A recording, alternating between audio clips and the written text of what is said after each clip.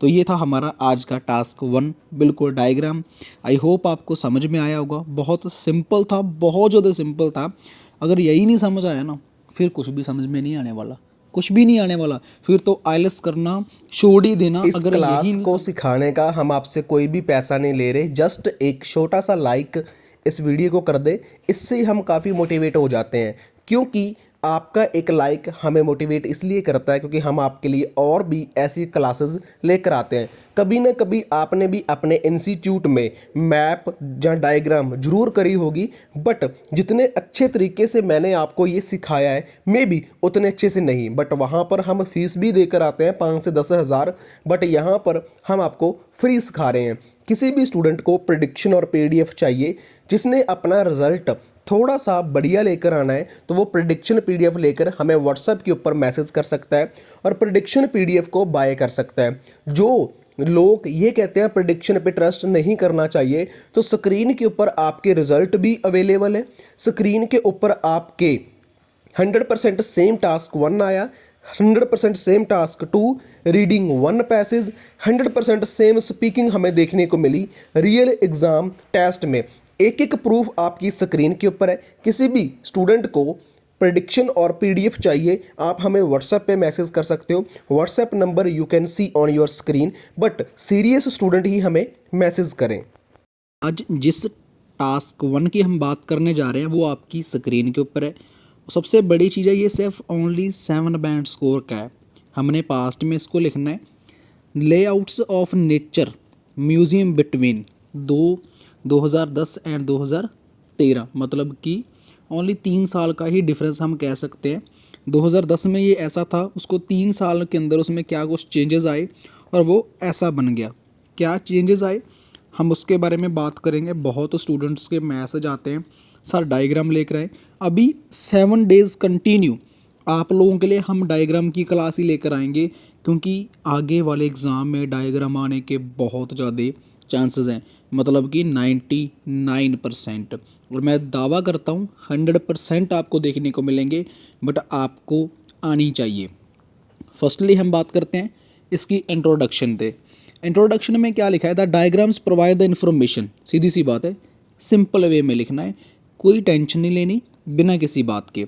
The diagrams provide information about the changes in the nature museum between 2010 and 2013, मतलब कि 2010 and 2013। इसमें कुछ भी नहीं लिखा, कुछ भी ऊट पटांग का नहीं लिखा। जो आपकी स्क्रीन के ऊपर है वही इसमें कॉपी पेस्ट कर दिया गया है। म्यूजियम बिटवीन लिखा है, यहाँ पर बिटवीन 2010 एंड 2013 लिखा है। बिटवीन सेम वही चीज़ यहाँ पर दिखी, कोई चेंज नहीं है। पर 7 बैंड स्कोर कैसे आए मैं आपको दिखाता हूँ इस टास्क 1 में। ये तो हमारा हो गया। अब इसका कंक्लूज़न, क्योंकि अब बहुत चेंजेस कर दिए गए हैं। पहले क्या होता था कि कंक्लूज़न था इसका, वो ओवरऑल जैसे हम लोग बोलते हैं वो लास्ट पे लिखते थे, बट अब यहाँ पर लिखना शुरू हो चुका है। अब ओवरऑल यहाँ पर लिख दिया the nature museum underwent a number of dramatic changes, कि इसमें थोड़े बहुत चेंजेस हमें देखने को मिले। The most important of which are the disappearance of the garden and development of some facilities. अब क्या होता है कि यहाँ पर क्या था, मोस्ट इम्पॉर्टेंट ऑफ, कि बहुत ज़्यादा इम्पॉर्टेंट था, विच आर द, कि डिसअपीयरेंस ऑफ द गार्डन, कि गार्डन को वहाँ से ख़त्म कर दिया गया, गार्डन को या वहाँ से अलोप कर दिया गया। यहाँ पर देख भी सकते हो, क्योंकि ओवरऑल पूछा ना उसने, तो ओवरऑल जो चीज़ सबसे बिगेस्ट है या तो उसको मेंशन करना होता है, जो सबसे या तो सबसे स्मॉलेस्ट है या फिर उसको करना होता है। ठीक है, ये दिमाग में फिट कर लेना आपने। और उसमें डेवलपमेंट करी गई क्या, ऑफ सम फैसिलिटीज़, और कुछ भी नहीं है। इंट्रोडक्शन भी होगी, ओवरऑल भी हो गया, और यहाँ पर मेरे नियर अबाउट 3 बैंड स्कोर पक्के हो गए। इन 3 बैंड स्कोर के आप बताओ, कुछ भी नहीं था ना इसमें, तो कुछ भी नहीं है। अब चलते हैं नेक्स्ट। नेक्स्ट हमारा है पैराग्राफ, 2 पैराग्राफ यहाँ पर क्रिएट कर रखे हैं। दोनों पैराग्राफ देखें तो अलग अलग है। ये समझ में आ गया ना इंट्रोडक्शन का किस तरीके से लिखा है, बिल्कुल सिंपल वे में। और नेक्स्ट वन किस तरीके से लिखा है वो भी सिंपल वे में। जहाँ तो बिल्कुल हाई वाली करो या फिर लो वाली करो, समझ आया? डायग्राम में जस्ट बिगेस्ट चेंज वाली करो, बिगेस्ट चेंज, या फिर स्मॉल चेंज वाली करो। तो यहाँ पर बिगेस्ट चेंज की बात करके हमने ओवरऑल ख़त्म कर दिया। अब चलते हैं नेक्स्ट।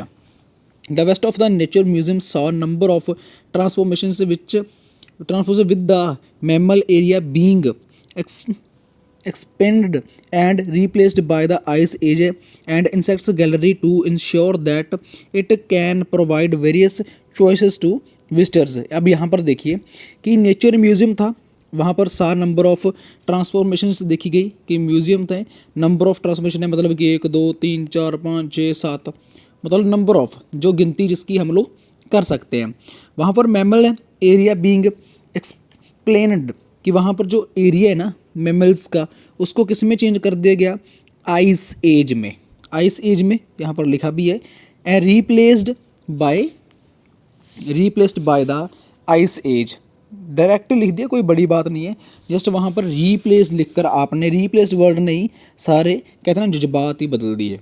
अब द नेक्स्ट क्या लिखना है, by the replaced by the ice age, किसके साथ हुआ, आइस एज के द्वारा। Insects gallery to ensure that it can provide various choices to visitor कि वहाँ पर इंश्योर्स है कि वहाँ पर चॉइसेस मिल जाती हैं इनको आने जाने की, तो एवरीथिंग जो हम वहाँ पर प्रोवाइड करते हैं। तो नेक्स्ट क्या करता है, similarly the ocean hall in the centre, ये जो ओशियन हॉल है ना वो बिल्कुल सेंटर में है, यहाँ पर भी और बोथ साइड दोनों साइड बिल्कुल सेंटर में है और उसमें कोई भी चेंज नहीं है। Extended in the order to contain more people कि और लोगों को कंटेन करने के लिए मतलब आरक्षित कहते हैं ना कि कन्विंस करने के लिए वो चीज़ है, ठीक है। मतलब यहाँ पर सिर्फ बात किसकी कर रहा है वो, ओनली जस्ट उसने 2 पार्ट की करी, मैमल्स की बात करी है कि उसको replaced by the ice age, और ओशियन वो तो सेंटर में ही है। अब रह कौन सा गया, गार्डन की हमने बात करी दी है, लॉबी और डायनासोर्स, टिक्ड डिस्क, ये चीज़ें रह गई। अब ये चीज़ें नेक्स्ट में बात करते हैं। डायनासोर्स एंड लॉबी, देखा डायनासोर्स एंड लॉबी दोनों की एक साथ बात कर रहा है वो। Dinosaurs and lobby areas in the south of the nature museum are kept in place कि उन्होंने अपनी जो जगह है वो दोनों ने पकड़ रखी है। किप्ट एक होता है कीप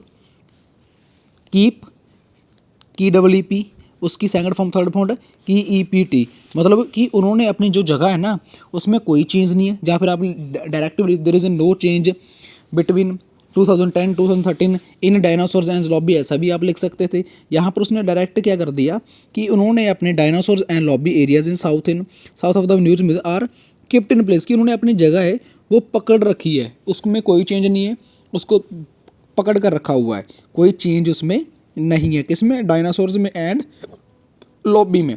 आप ऐसे भी लिख सकते हो, जैसा मैंने आपको बोला there is a no change, आप वैसे भी लिख सकते हो, दोनों ही आपकी बिल्कुल सही हैं।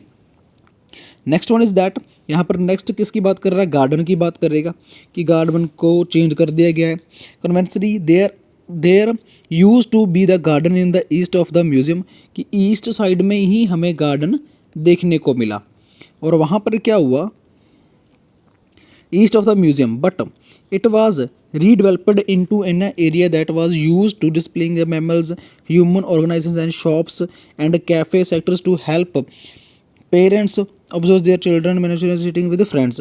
चलो जी, यहाँ पर क्या कहा उसने कि जो गार्डन है ना, गार्डन को रीडेवलप्ड यहाँ पर रीडेवलप्ड कर दिया गया इनटू मतलब होता है उसके अंदर, किसमें, into an area that was used for displaying कि वो यूज़ होता है डिस्प्ले जो लगी होती है मैमल्स के लिए, ह्यूमन ऑर्गेनाइजेशन डिस्प्ले के लिए, शॉप के लिए, कैफ़े के लिए। तो यहाँ पर एक्स्ट्रा उन्हें सभी चीज़ें मेंशन कर दी गई हैं कि मैमल्स के लिए, human organisation, shops and coffee sector help parents, कि वो हेल्प करता है पेरेंट्स की, चिल्ड्रन की maintain chatting with friends, maintain manage करने के लिए या फिर चैटिंग वगैरह फ्रेंड्स के साथ करने के लिए, क्योंकि वहाँ पर शॉप बनी हुई है।